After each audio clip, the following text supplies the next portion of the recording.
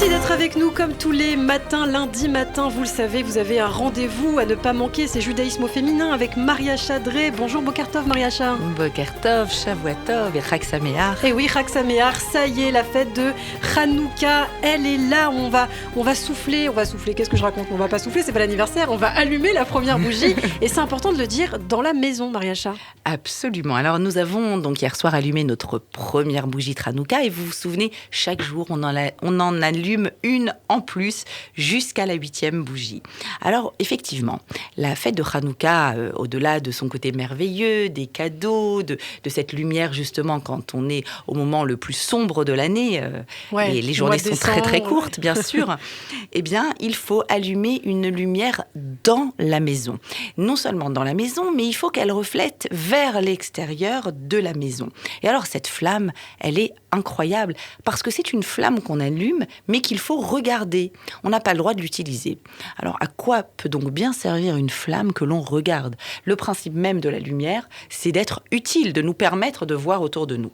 Et là, on peut peut-être comprendre un petit peu mieux le principe de Hanouka. Alors Hanouka, c'est réussir à se reconnecter à ce qui se passe en nous, au sein de notre intériorité. Cette flamme, elle représente, on le sait toujours dans la Torah, la flamme, c'est le monde spirituel. C'est avec une flamme qu'on rentre dans Shabbat également, c'est-à-dire qu'elle vient représenter dans le monde physique et matériel quelque chose qui est au-delà du physique. La flamme est insaisissable. Puis la flamme, elle a autre chose de spécial, c'est qu'elle pointe toujours vers le haut. Est-ce que vous avez déjà essayé de prendre une flamme et de tenter de la pointer vers le bas ? Elle refuse en fait. C'est-à-dire qu'elle vient et elle nous rappelle notre propre hauteur en fait, notre propre lumière également. Et ô combien de fois on est envahi par de l'obscurité parce que on n'est pas tout à fait capable de voir avec un regard pertinent ce qui se passe au-delà de la superficialité des choses. Et donc une lumière à regarder, c'est une lumière en fait qui va refléter à l'intérieur de nos yeux et qui va nous aider à changer de lunettes. Nos lunettes, nos yeux physiques ont été créés, on a l'habitude depuis tout petit à regarder ce qui est donné à voir. Et puis tout d'un coup, on nous invite à mettre d'autres lunettes qui ne s'arrêtent pas à ce qui est visible, mais qui vont aller chercher en permanence ce qui se passe au plus profond de l'être de la maison, de l'être du judaïsme, de l'être de la synagogue, de l'être de la personne également bien sûr. Et cette flamme, en la regardant, eh bien elle va permettre à nos yeux, au lieu d'être uniquement des récepteurs d'informations, eh bien d'être en réalité des éléments qui vont envoyer une lumière. En fait, c'est assez particulier parce que on voit nos yeux comme étant récepteurs et finalement, le principe du Ayin Tova.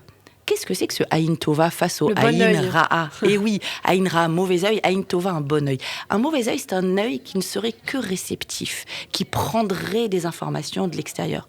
Et le Ayin Tova, l'œil positif, eh bien, c'est un œil qui projette. Tel un projecteur, nos yeux vont projeter une réalité en interprétant.